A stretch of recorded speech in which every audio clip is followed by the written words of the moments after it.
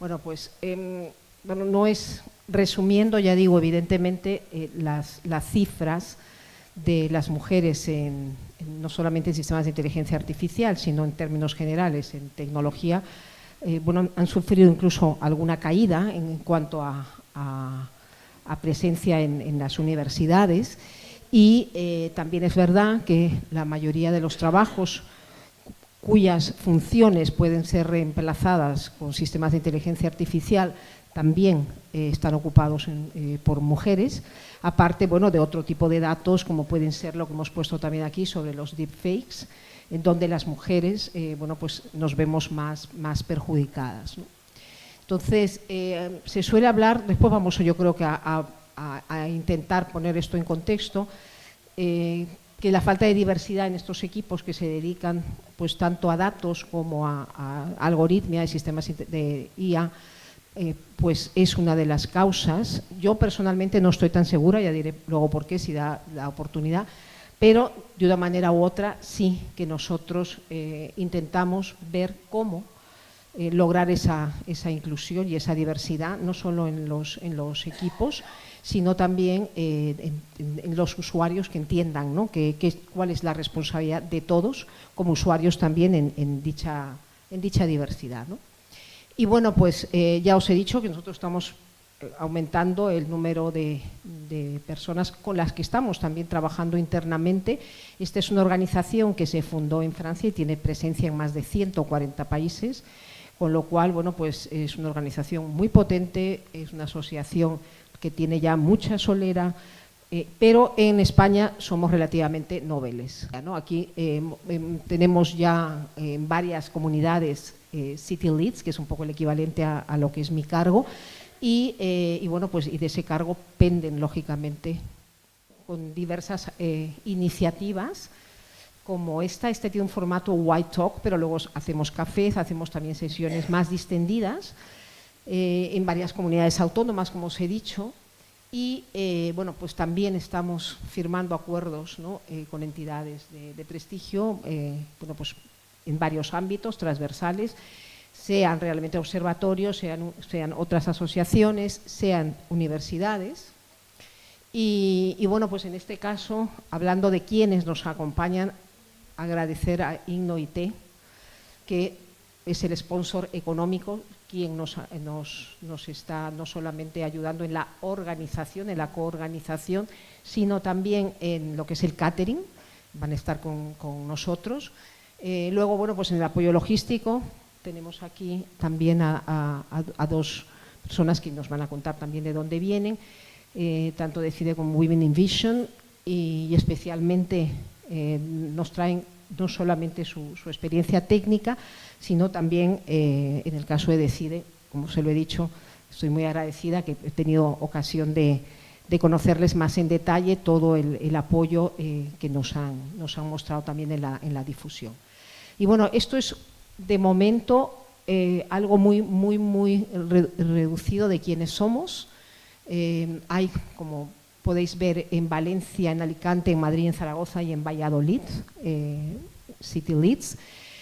Faltan muchas de las personas que están aquí, pero en este caso hemos solamente puesto pendiente de mi cargo a Marina Salar, que la conoceréis después, que va a moderar la mesa, a Micaela Lipovitz, de comunicación, y luego tenemos también a Laura, que es nueva incorporación, por eso no la hemos incluido, porque no ha estado todavía pues abocada desde un principio en la realización de este evento, ¿no? Y luego, bueno, pues tenemos partners, Cámara de Sevilla, Junta de Andalucía, Woman Digital, Inspiring Girls, Observatorio de Diversidad, etc., ¿no? Y bueno, aquí no vais a poder hacer, o sí, porque estamos justo ahí sentadas, bueno, luego lo dejaremos para que forméis parte de nuestra comunidad si tenéis interés. Aquí también directamente podáis entrar en el formulario. Yo quiero empezar con algo muy escueto. Entonces, conversaciones en ética y progreso en IA, que entendemos por sesgos en datos y en IA. Y yo lo voy a enseñar de una forma pues muy práctica y que vamos a ir más allá de la cuestión técnica al principio, ¿no? ¿Cuál es el gran problema realmente que tenemos con los sesgos, ¿no? y realmente cuál es el sesgo más complicado. Si todos los que estáis aquí venís de la parte técnica, ¿cuál es el sesgo más complicado para tratar? ¿Alguien tiene alguna idea? ¿Venís de datos, venís de IA? Y para vosotros, ¿cuál es el más complejo de abordar? ¿Todos por igual? ¿O no los abordáis? Que puede ser también eso, que no se abordan. Bueno, pues el más complicado efectivamente es el que refleja los comportamientos de los seres humanos, porque desgraciadamente eso es real, está reflejando lo que es real, que son nuestros comportamientos tan sesgados, ¿no? Y la realidad es que tratar esto desde una perspectiva técnica no resuelve. O sea, yo llevo años, yo soy ingeniera también, pero llevo años intentando resolverlo desde esta forma, y he tenido que estudiar neurociencias para entender realmente cómo somos nosotros a nivel cognitivo, pero más allá incluso de cognitivo, para realmente abordar de una forma contextual lo que son los sesgos y salir de esos mitos que hay en esa línea, ¿no? Entonces sí es cierto que la estadística explica alguna de las causas de los sesgos, también es verdad que puede ofrecernos soluciones, pero es cierto que estamos hablando también de que necesitamos mucha más información que lo puramente técnico, ¿no? Entrar de alguna manera a entender cómo somos los seres humanos y entender nuestra mente. ¿Qué encontramos entonces por esos procesos evolutivos de la mente? Que bueno, pues va a llegar a conclusiones sin tener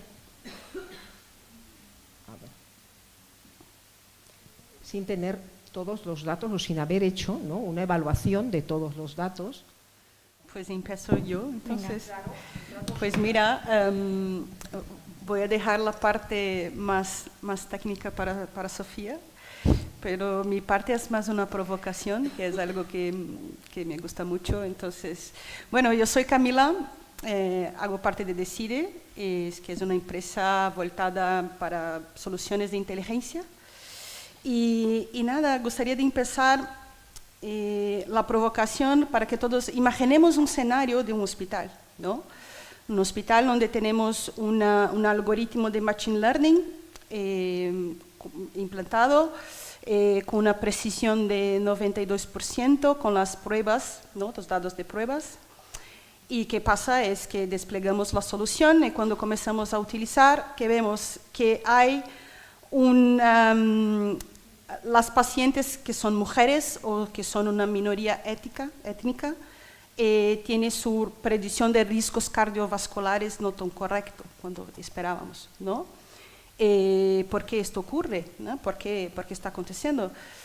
Porque básicamente todo lo que desarrollamos desde el punto de vista de algoritmos de medicina son basados en estudios clínicos, ¿no?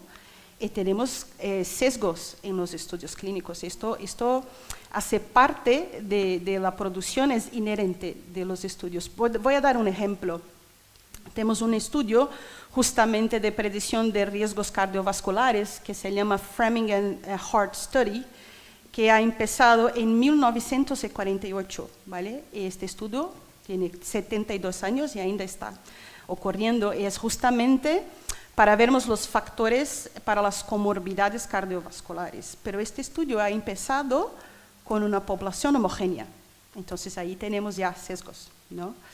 Generalmente, históricamente, vemos que los ensayos clínicos de medicamentos también tienen sus sesgos, porque casi siempre tienen una exclusión de mujeres embarazadas o de pacientes con múltiples comorbilidades o de pacientes que son una minoría étnica, ¿no? Entonces, lo que quiero decir aquí es que la IA, en mi opinión médica, es que no genera los sesgos en la salud, pero hay una cosa impresionante porque puede ampliar de una manera exponencial, ¿no? Esto es verdad.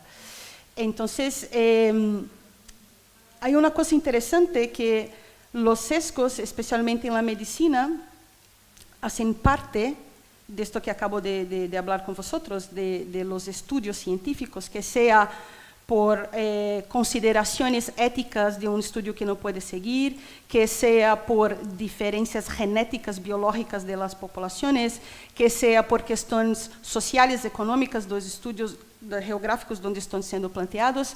Entonces, para mí está claro que no existe un mundo ideal, especialmente en la medicina, sin los sesgos, ¿vale? Pero, ¿qué podemos hacer? Y lo que aporta ya, en mi opinión, no va a eliminar o controlar los sesgos, pero puede traer una transparencia de lo que está ocurriendo, ¿no? Entonces, vamos a pensar en otro enfoque ahora, con el mismo asunto, riesgos cardiovasculares. Un médico tradicional, cuando está a tratar un paciente, un cardiólogo, va a fijarse en estudios clínicos, como por ejemplo el estudio HOPE, que fue hecho básicamente con 80% con la población de hombres. Pero, ¿qué pasa si tengo una paciente de 67 años, mujer, en mi despacho y tengo que tomar una decisión si voy a hacer o no la medicación que puede aportar a ella valor si tiene riesgo cardiovascular? Entonces, si estoy tradicionalmente con el estudio, voy a ver que esta paciente a un riesgo medio y no voy a hacer nada, ¿vale? Pero imaginemos un otro enfoque, que yo soy médica, cardióloga y tengo una inteligencia artificial que me aporta el siguiente valor. Voy a imputar los datos de la paciente, ¿vale? 67 años, los datos que tengo, y viene con la respuesta. Mira, con que tengo aquí, es un riesgo mediano, pero aquí este modelo fue entrenado con 23% de mujeres en este estudio, luego intervalo de confianza es de 67%. Por lo tanto, la recomendación es que para este caso específico tienes que añadir otro tipo de conocimiento para tomada de decisión, ¿vale? Entonces ahí podemos aportar con otra inteligencia artificial, con soporte a decisión, pero yo sé que una paciente de 67 años, mujer, está justamente con otro estudio en baja hormonal, no tiene más estrógeno. Entonces, ella no es un paciente de riesgo mediano, es alto riesgo, tengo que hacer alguna cosa. Entonces, ese ejemplo justamente es para dar este ejemplo, que para mí está claro que en la medicina los sesgos son inherentes de los estudios y de los estudios desarrollamos los modelos, ¿vale? Entonces, el potencial que yo veo ahora claramente es justamente usar la inteligencia artificial en sentido de dejar claro y cuantificar las dudas y decir cuánto hay de sesgo o no en este caso. Y solo para concluir, entonces, mi provocación es que nosotros, que somos aquí todos técnicos, algunos trabajan más en la área de negocios como yo, otros trabajan más en la área de IA, es que tenemos que tener en cuenta al crear, desarrollar soluciones, especialmente por el área de sesgos, que cuantifiquen cuánto de sesgo hay para que la persona que va a tomar la decisión lo haga de una manera mejor, ¿no? Entonces, en Decide, por ejemplo, nosotros somos súper favorables a lo que llamamos de honestidad algorítmica. Es decir, para nosotros esto no es una ineficiencia técnica, pero es una ventaja competitiva, ¿vale? Y al final, mi último mensaje para vosotros es que tengo la responsabilidad de, cuando están desarrollando soluciones, de siempre tener una mirada para los sesgos, porque yo creo que la inteligencia artificial puede aportar una medicina más tecnológica y también más científica con este tipo de soporte. Y ahora paso la palabra para Sofía. Pues antes de Sofía, porque parece que esto está recuperado, sí decir tres cosillas para que se complemente de la mesa redonda. Bueno, pues el efecto síndrome, o llamemos Gentle, es muy conocido desde hace muchísimos años porque la mujer es sujeto ausente en las investigaciones. Sigue siendo, en el COVID lo hemos vuelto a vivir, con el tema efectivamente de los cambios hormonales, tal, o sea que es algo actual, absolutamente reciente, con los efectos vacunales, el tema de las vacunas en mujeres, los cambios hormonales que han habido, problemas con las menstruaciones, etcétera, etcétera. O sea que esto es algo vivo, algo que sigue estando. Y otro dato que doy en cuanto a medicina que me parece fundamental para que después lo toquemos. Vendemos ya la medicina de las 5P, 7P, 12P, que hay varias Ps, ¿no? Pero varias de esas Ps son personalizadas. ¿En qué punto estamos hacia ello? Porque realmente eso es lo que todos deseamos, de verdad. Ahora mismo con todas las ómicas, ¿no? Genómica y todas las ómicas, y bueno, la nanotecnología, la propia medicina, realmente nos da todo un contexto para que los sistemas de inteligencia artificial, los datos, realmente apunten a aquello, pero estamos todavía muy lejos. Pues voy a ver si es posible, bueno, aquí me quedé, lo que os decía, a nivel evolutivo, pues nosotros, bueno, pues hemos tenido que recurrir a esos shortcuts, ¿no? A esos prejuicios, porque no dejan de ser prejuicios, para hacer algo que además me ha venido muy a la mente cuando tú lo hablabas, ¿no? Porque yo llevo muchísimos años trabajando precisamente el tema de los sesgos a nivel data, a nivel algoritmia y dando también formación. Y al final veo que tiene que haber una especie de trade-off, ¿no? Que es lo mismo que sucede en el cerebro, luego lo voy a explicar, ¿no? Pero aquí lo voy a adelantar. Cuando nosotros recurrimos a esos shortcuts para las decisiones y sobre todo cuando estamos hablando de algo evolutivo, ¿no? Que es lo que nos caracteriza a ese cerebro, bueno, pues velocidad y eficiencia energética, el cerebro consume mucha energía, son dos patrones, ¿no? Que sin duda son los que en la gran mayoría de los casos salen beneficiados contra precisamente precisión, fidelidad. Y eso mismo, pues de alguna manera estamos consiguiendo con los sistemas de inteligencia artificial, ¿no? Que están llenos en muchos casos también de información imperfecta. Y es curioso porque nosotros, ¿qué pedimos que hagan los sistemas de inteligencia artificial? En la gran mayoría de veces, pues que hagan predicciones.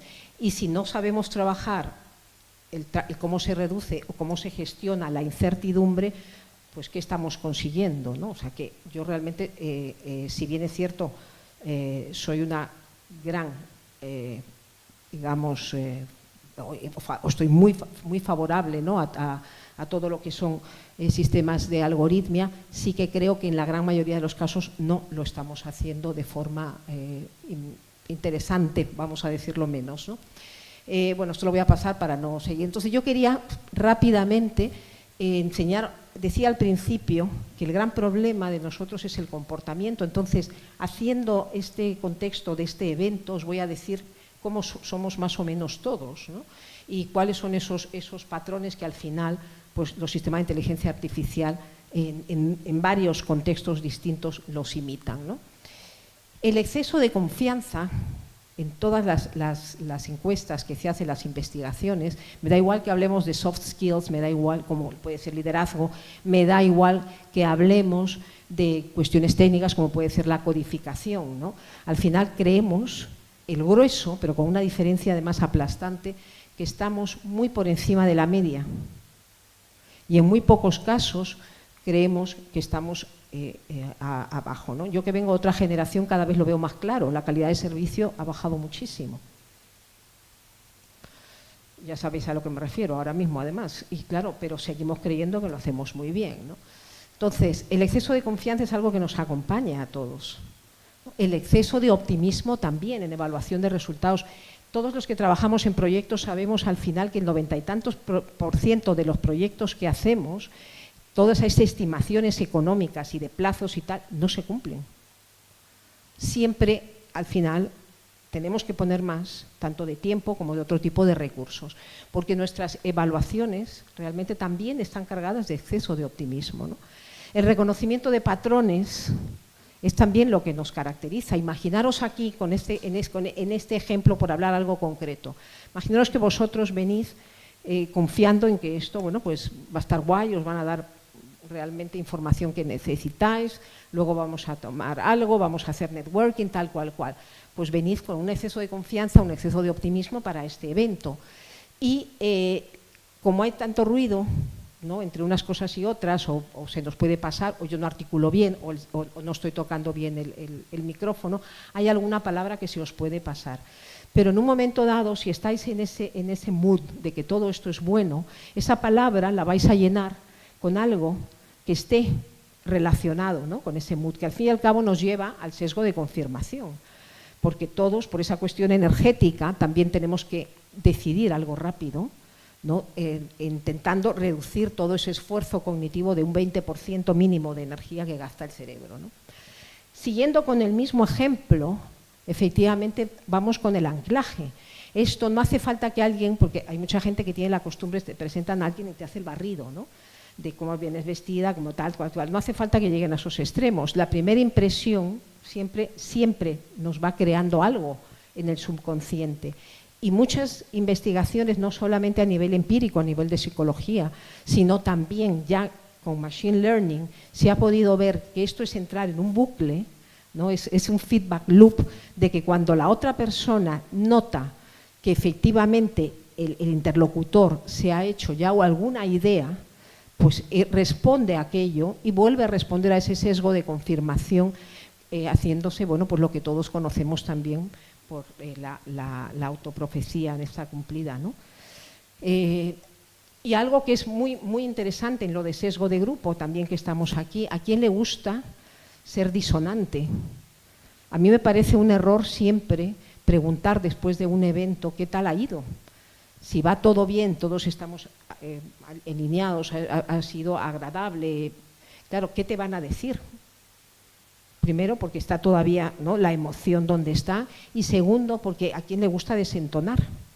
Esto además, hay tantas investigaciones que hablan de lo que es el ostracismo, lo que significa incluso, y connotaciones en dolor físico, no solo emocional, porque al final a nivel evolutivo parece que el ostracismo está relacionado incluso con la idea de muerte. Entonces no es tan fácil disentir. Y aquí hay algo también muy interesante, está ese sesgo que se llama el de girasol, que es el que se tiene con los jefes.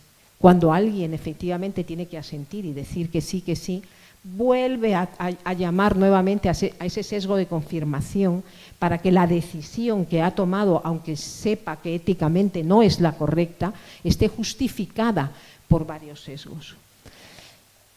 ¿Y qué es lo que al final, cuando yo le decía, antes cuando hablaba Camila, qué es lo que pasa? Hay un gran error cuando los sesgos solo se ven en decisiones específicas, en sistemas específicos, con unas salidas, unos outputs concretos.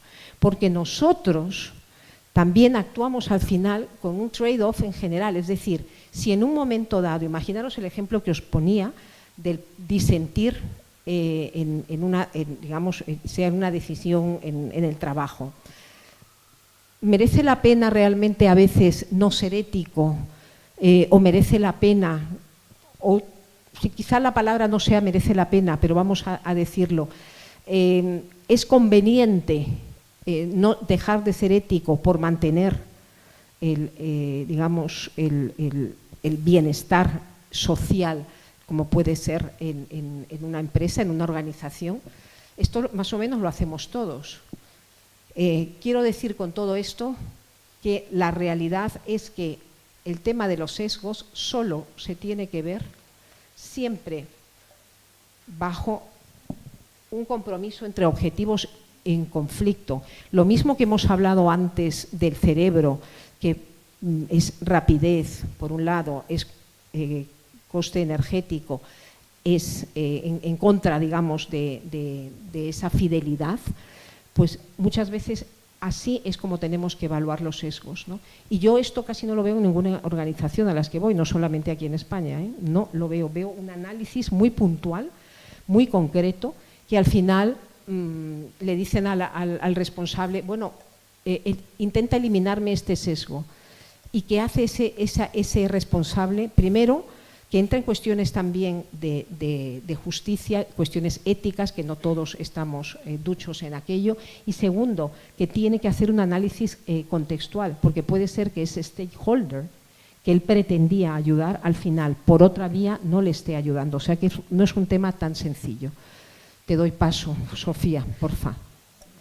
Gracias, Patricia. Bueno, lo primero, mil gracias por la intro, Camila. Patricia, ha sido súper esclarecedora, me ha encantado.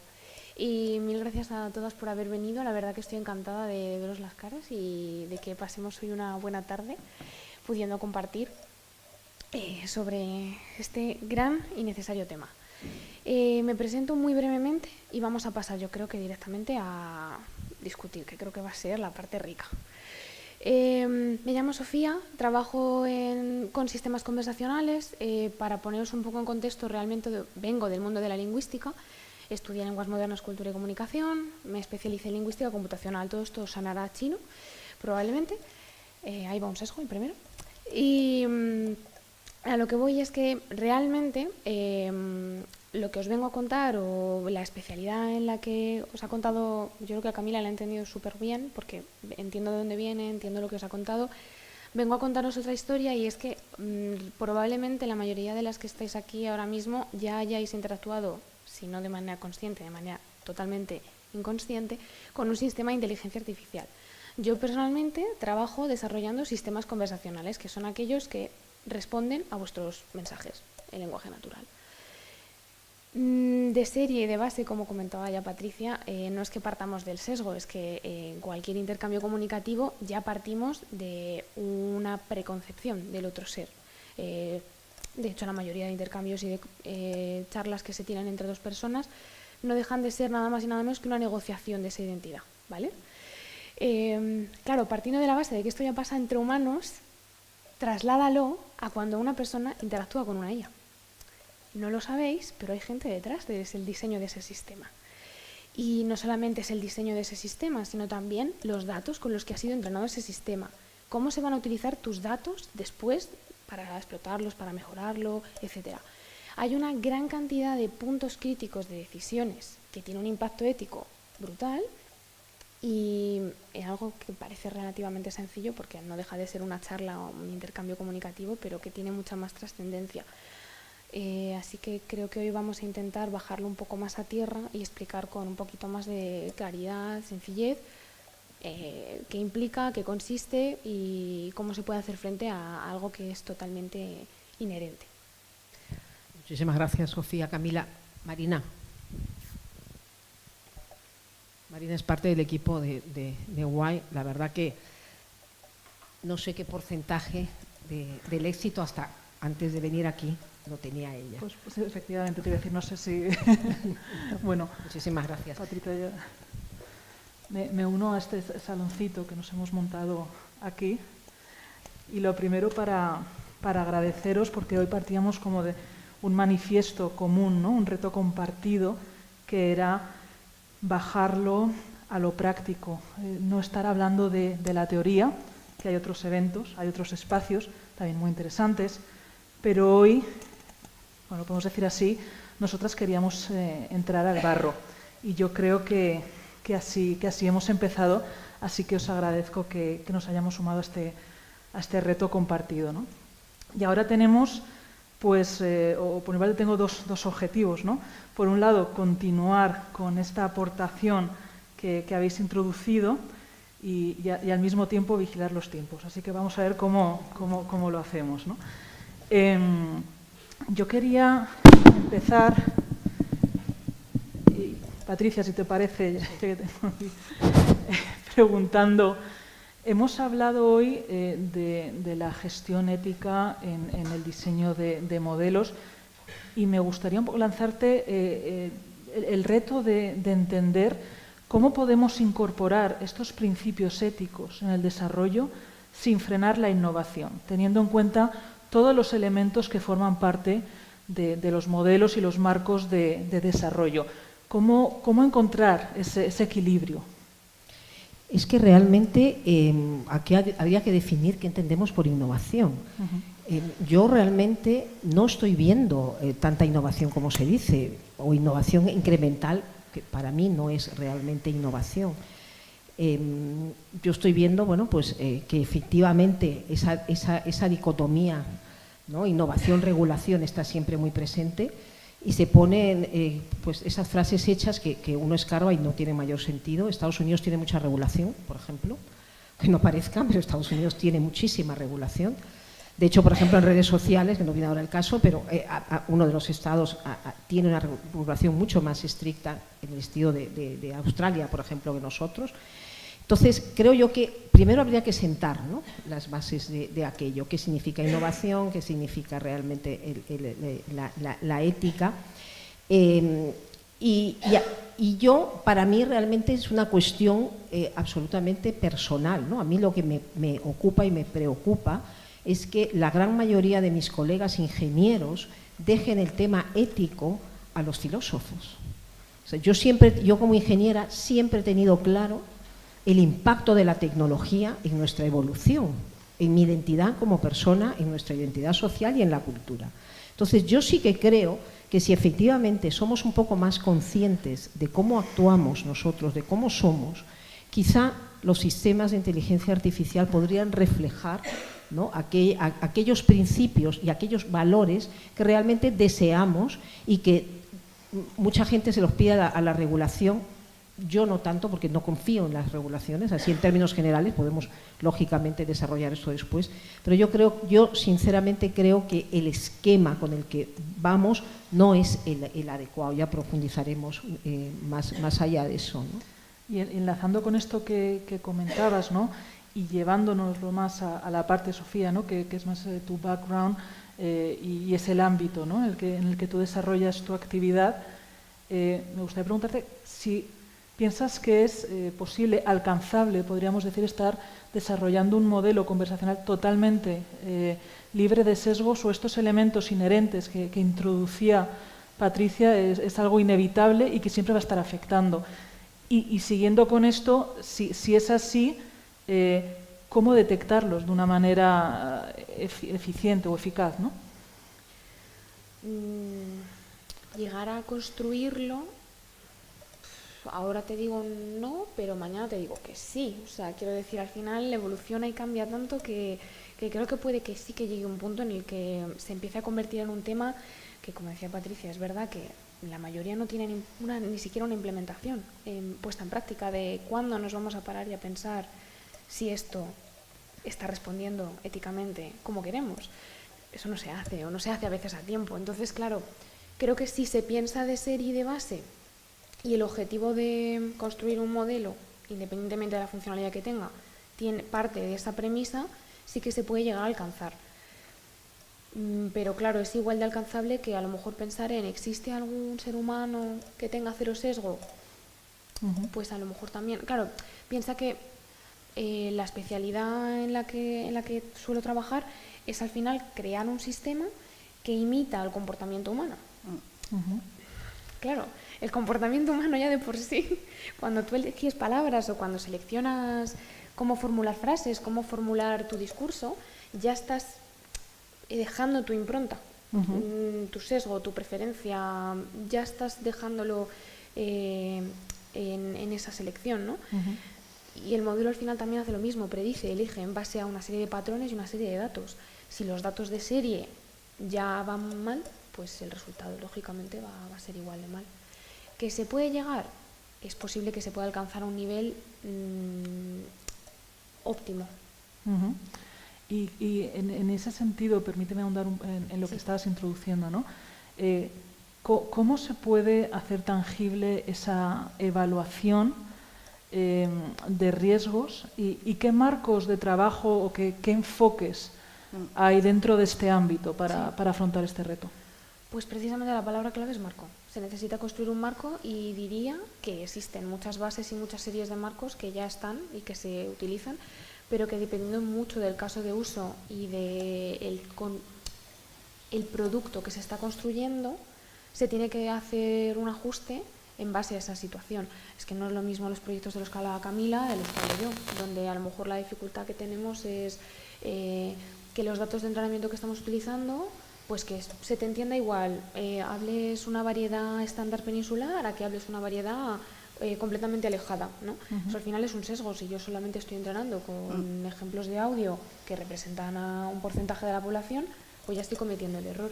Pero eso se ajusta a una casuística muy particular. En el caso de Camila se necesitaría, por ejemplo, hacer una revisión mucho más precisa y específica de lo que se busca. No hay representación de pacientes con esas características, ¿no? Está claro. Entonces creo que lo suyo es trabajar con un marco, pero el marco también tiene que ser adaptado a la situación de lo que es lo que se quiere evaluar. Se tiene que hacer esa misma pregunta, pero se tiene que hacer además desde el principio, yo creo.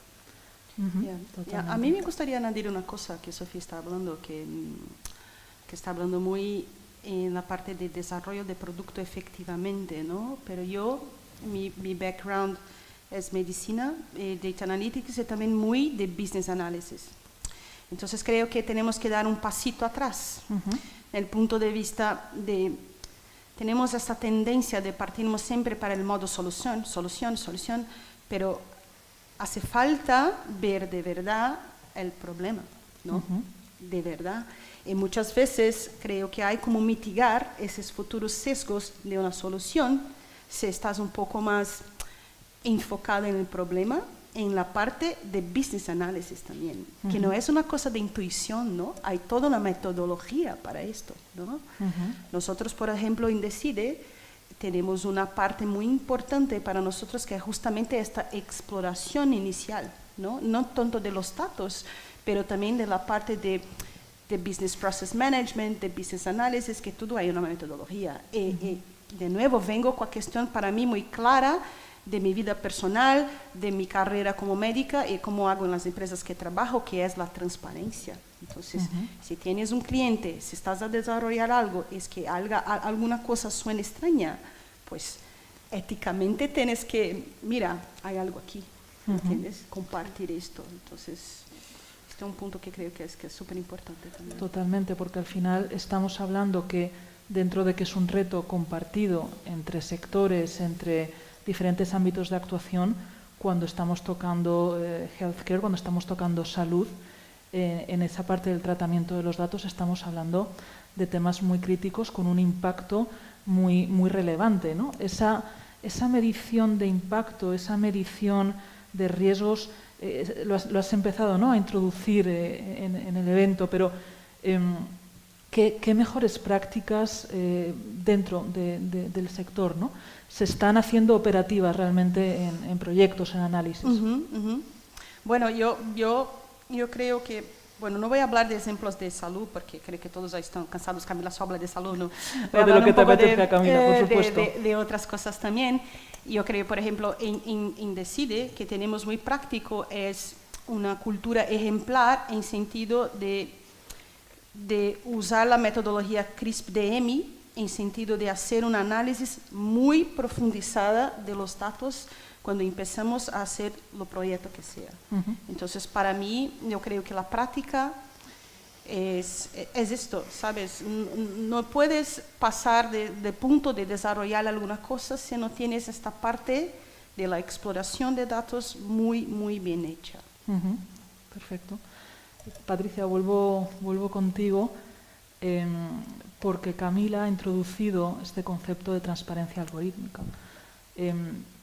Y mi pregunta sería, ¿es suficiente el nivel de transparencia o la transparencia de las métricas actuales a nivel de este término tan difícil de traducir porque es el accountability, ¿no? La rendición de cuentas sería, aunque suene menos sexy en español, ¿no? ¿Es suficiente o tenemos ahí retos también que abordar? Tenemos retos que los abordaremos con el networking porque es larguísimo. Sí. Evidentemente aquí habría que hablar de transparencia, de la trazabilidad, de la explainability, muchas cosas. Fíjate, a mí, antes de abordar eso, yo sí que creo que es imposible realmente no introducir un sistema sin sesgos, porque además muchas veces son necesarios introducirlos. O sea, creo que tenemos ejemplos, ¿no?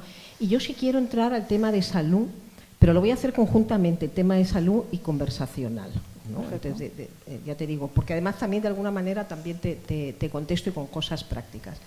Yo estoy en 2 proyectos donde estamos viendo chatbots que acompañan a pacientes con dolor crónico. Y yo, por ejemplo, aparte de la parte médica, ¿no?, que efectivamente te explican qué significa el dolor crónico, ¿no?, algo que a mí desde hace tiempo me chirría mucho es la antropoformización de nuestro lenguaje.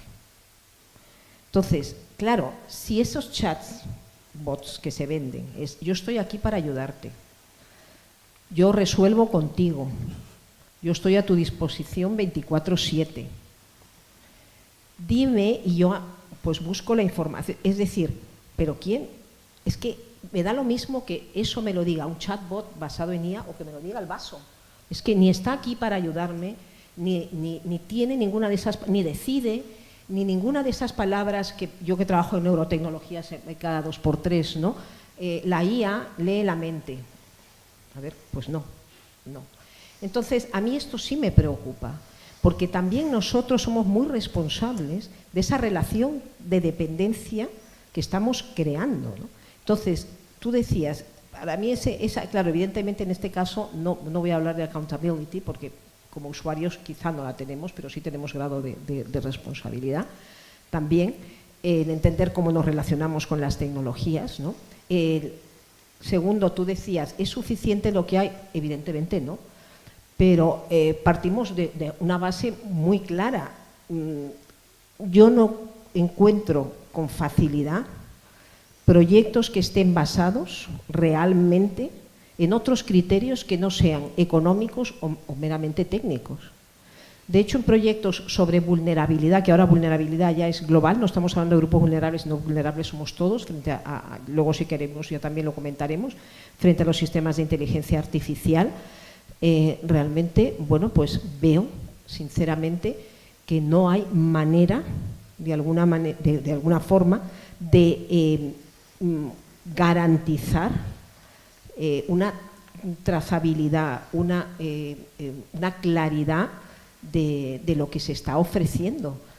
Primero, bueno, porque son 4, 5, 6 empresas las que están, porque esa accountability tiene que pasar por diferentes fases y esto ya sabemos que siempre es complejo, y porque tenemos, esto lo podéis leer en el informe Draghi, ¿no? O sea, toda una inflación de estándares y de regulaciones que no nos permiten hacer esa trazabilidad como debe ser adecuada, ¿no? Pero ya digo, esto lo vamos a profundizar porque tiene mucho de qué hablar, ¿no? Totalmente.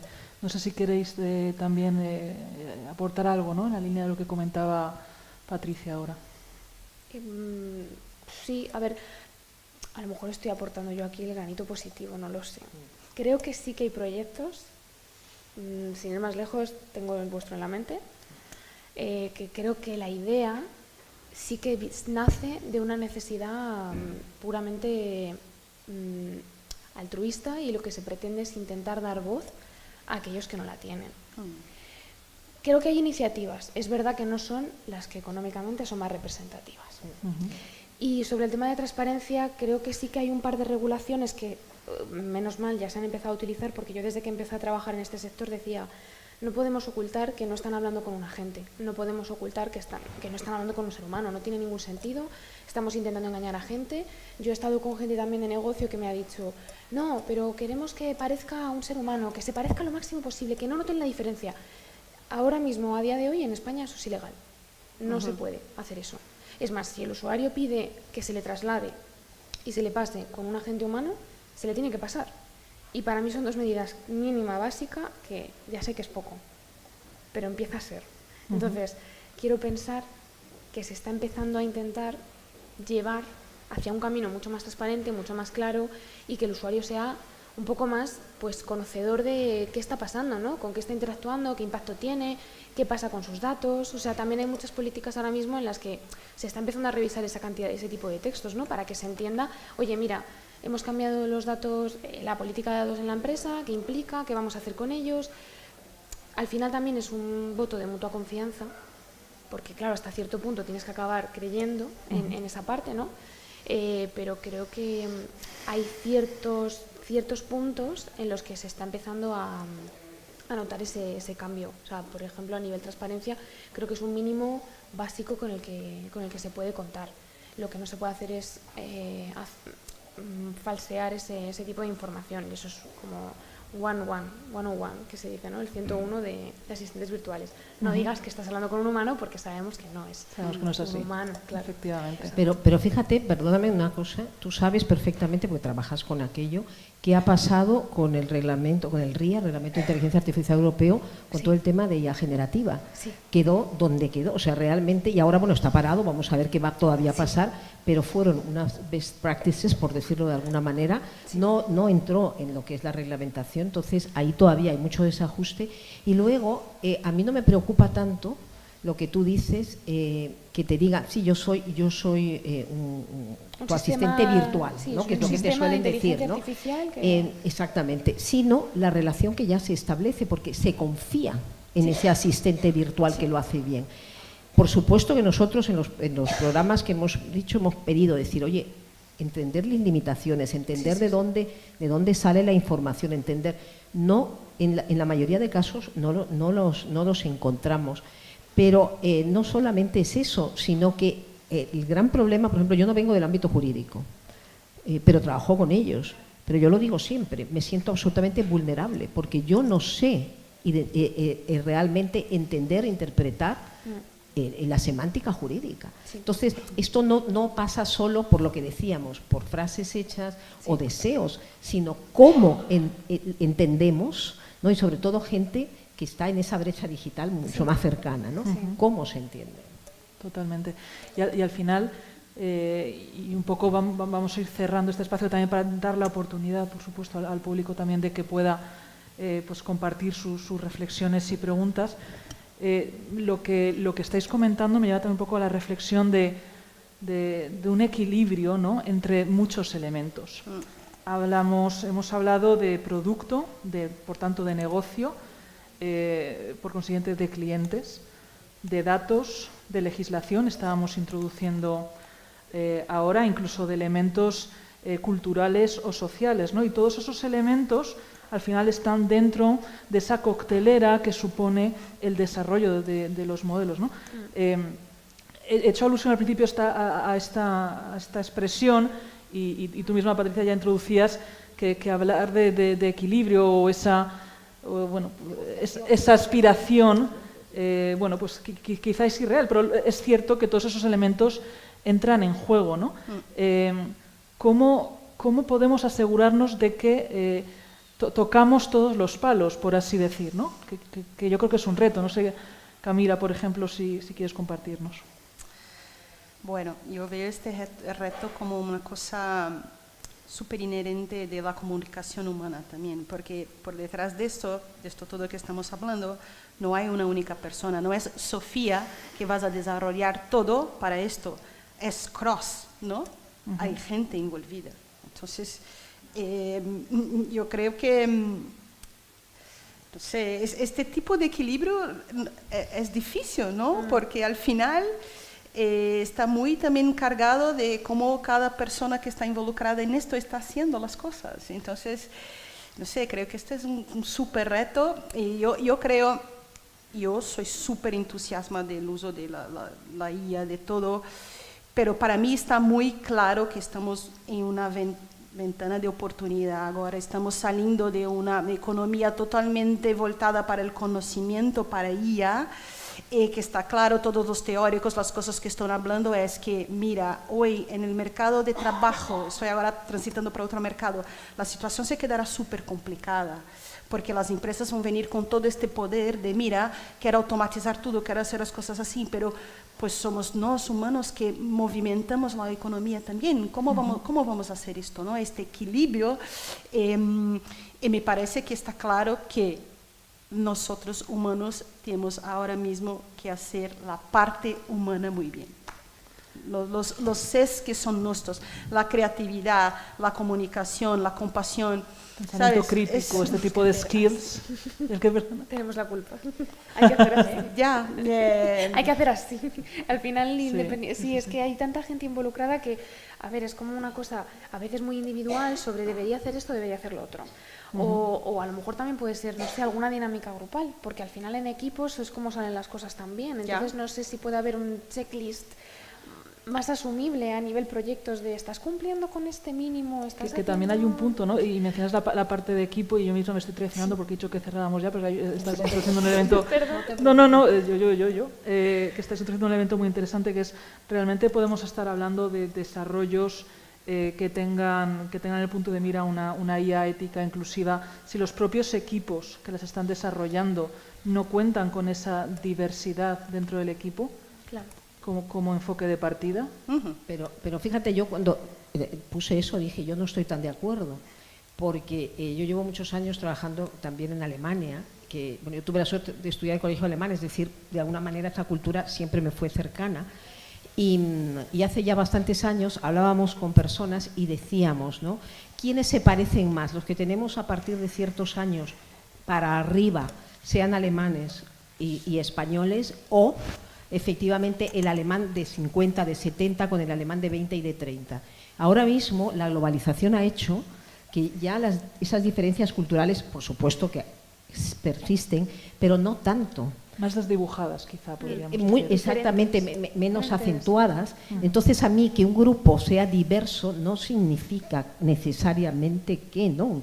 Entonces, yo realmente no entiendo ya la diversidad como lo que se podría presuponer, sino creo que es algo más profundo. Y en cuanto a los checklists, yo precisamente, además soy masoca y me dedico a governance y a compliance, pues efectivamente una de las directrices primeras es el governance no puede ser checklists, igual que diagnosticar TDAH no puede ser tampoco un checklist. Bueno, sí, yo también les estoy notando.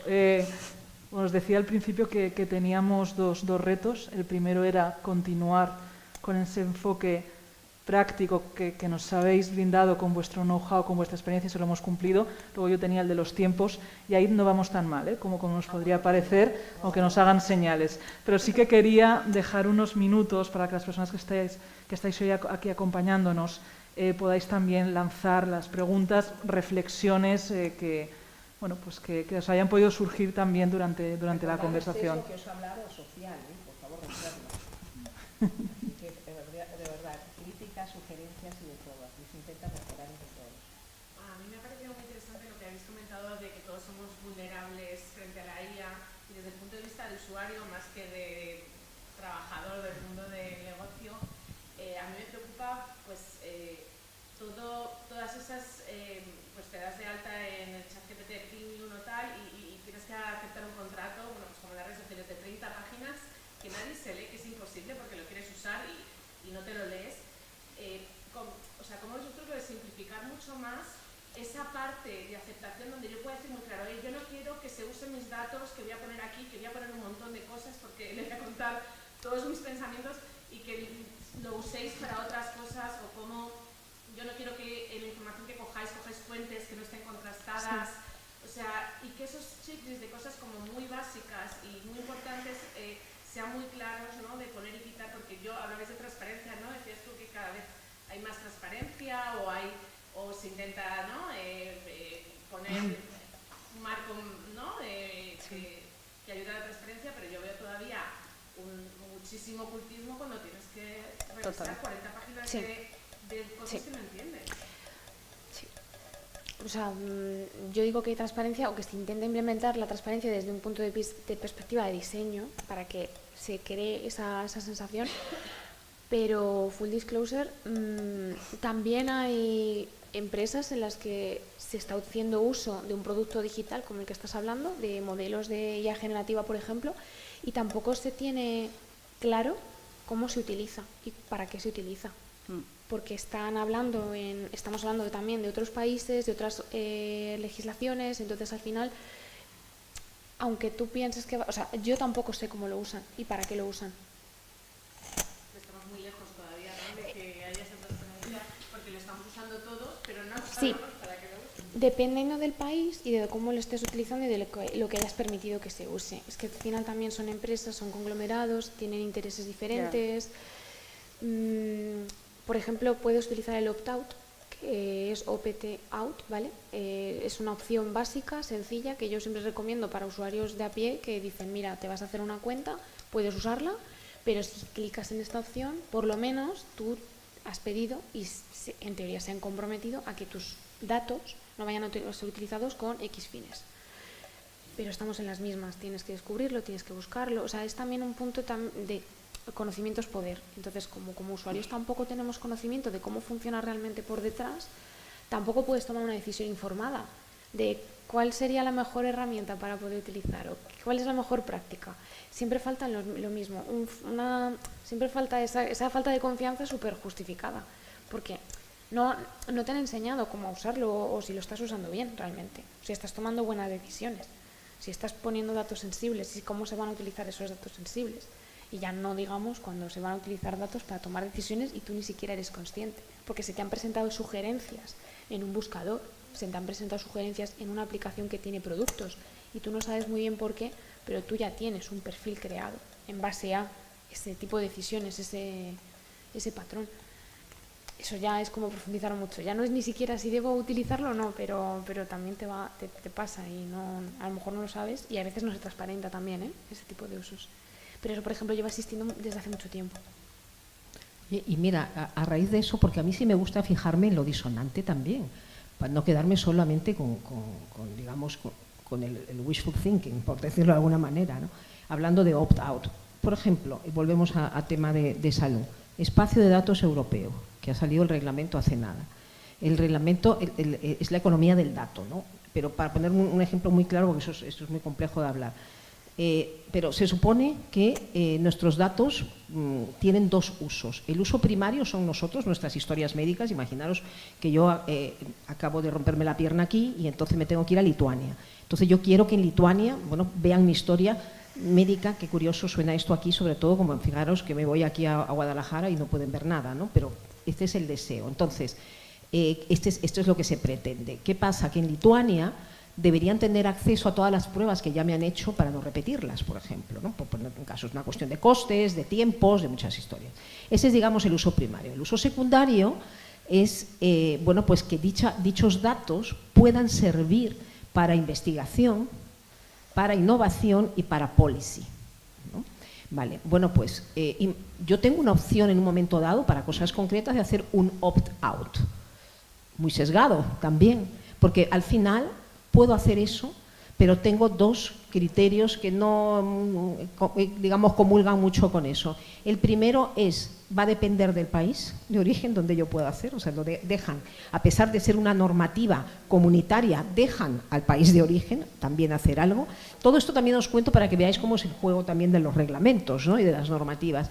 Y segundo, ese opt-out también puede depender coste-beneficio. En salud ya lo hemos visto que ha pasado también durante la época del COVID. Coste-beneficio es también un ratio que hay que ver, ¿no? O sea que no es tan sencillo, tiene sus intríngulis y hay casuística pues para todo. Simplemente hay que estar abierta y ver todo. No solo el sesgo de confirmación, ¿no? Sino todo el espectro que hay. No sé, yo os iba a proponer, si no, creo, no sé si había algo otra. Sí. Quisiera hacer una pregunta sobre el sesgo, sobre todo por los modelos de lenguaje. Porque hemos visto el ejemplo de un caso clínico, entonces allá es un análisis de datos a donde es más sencillo, entre comillas, porque tienes que ver que todos los colectivos estén representados, entonces con una buena análisis exploratoria ya puedes reducir el riesgo de sesgo. Después vas a contrastar las medias y todo esto. Por los modelos de lenguaje siempre es sistemático también el sesgo porque dependerá del conjunto de los datos que han sido utilizados para entrenar efectivamente el modelo. Entonces la pregunta es, nosotros tenemos un train set que siempre será limitado a un enfoque específico. ¿Cómo podemos eliminar entonces o reducir la posibilidad de tener un sesgo en estos tipos de modelos? Yo voy a dar dos ideas, luego hacéis vosotras, pero dos ideas para que las sigamos desarrollando ahí, pero para que te quedes con las dos ideas. Volviendo al tema de la medicina y volviendo al tema de la complejidad, imaginaros que yo tengo un problema en una mama y entonces quiero efectivamente, pues dice, ¿quién quieres que te analice el diagnóstico? ¿Sistema de inteligencia artificial o una persona? Yo, pues sistema de inteligencia artificial en principio que me hace un barrido, extremo superior izquierda, tal cual, y no tiene ese sesgo. Imaginaros que yo he tenido un problema previo de mama, ese sesgo de enfocarse en la localización clara y tal cual. Eso, como frase, Vale, pero es que sigamos profundizando. Debo preguntar, ¿pero cómo ha sido entrenado? ¿Con qué datos? Porque claro, si aquellos datos son provenientes de las mamas africanas, pues como comprenderéis, aunque sea mi árbol inicial de tal, ya no me llega a mí.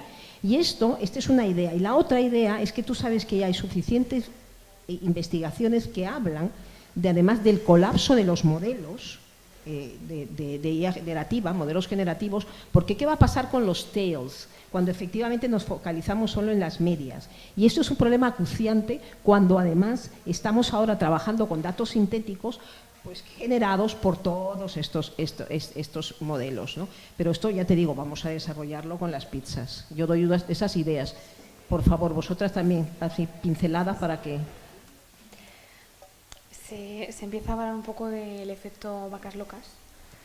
Como así historia anecdótica. Se empieza a hablar de que llegará un momento en el que si todos estamos generando contenido generativo y ese propio contenido generativo va a alimentar el mismo algoritmo que está generando, pues llega un punto en el que apague y vámonos. En un minuto, la única solución sería crear de manera orgánica y con hablantes de lenguas nativas que puedan participar, que puedan fomentar ese dataset, enriquecer ese dataset. Pero es costoso, lleva tiempo, también es una dificultad a la que te enfrentas. ¿Por qué hay tan poca representación de otras lenguas? ¿O por qué hay traducciones tan malas? Es el mismo problema. O sea, los traductores automáticos que llevan años existiendo y todavía no hay tampoco traducciones que digas, es que no es igual. Claro, porque la selección que se hace es tan intrínsecamente semántica que aunque tú y yo trabajemos con el mismo diccionario de coreano o con la misma gramática de coreano, vamos a sacar resultados completamente distintos. Porque tenemos sesgos distintos, pero al final el resultado es que se tendría que contar con el máximo posible de interacciones orgánicas reales, de usuarios reales, tanto para testear como también para considerarlo en la parte de entrenamiento. Con el consiguiente análisis de coste-beneficio, seguramente que es otra discusión, ¿no? Camila, no sé si querías aportar algo más en este sentido. No, creo que no. Creo que, bueno, un poco una preocupación, ¿no? Porque no vamos a abrir este melón ahora, podemos abrir en la parte, pero yo ahora mismo estoy un poco a estudiar mucho la utilización de datos sintéticos para hacer los estudios, ¿vale? Y mira, no sé, me lanzo la pregunta, ¿qué quieres tú? Tú tienes un problema de salud, quizás un cáncer. ¿Quieres una evaluación hecha por un estudio clínico que tiene sus sesgos o quieres un estudio hecho con datos sintéticos que han hecho con IA generativa? Entonces, lanzo esta pregunta. Es un terreno muy, muy, muy complicado. Y luego los elementos, ¿no?, de rapidez, innovación, coste. Oye, pero no es tanta la dicotomía, es que puede ser lo mismo. O sea, te quiero decir, a mí me planteabas eso y digo, pues puede ser los mismos problemas. Te quiero decir, esa dicotomía quizá no es tal, ¿no? Exactamente, esa preposición de disyuntiva no la he visto tal yo. Pero claro, yo, con mis sesgos. Pues yo supongo que dejemos este debate en el aire y lo continuemos tomando algo juntos, si os parece. Vale. Antes de volver a agradeceros. Exactamente, muchísimas gracias a todos. Gracias.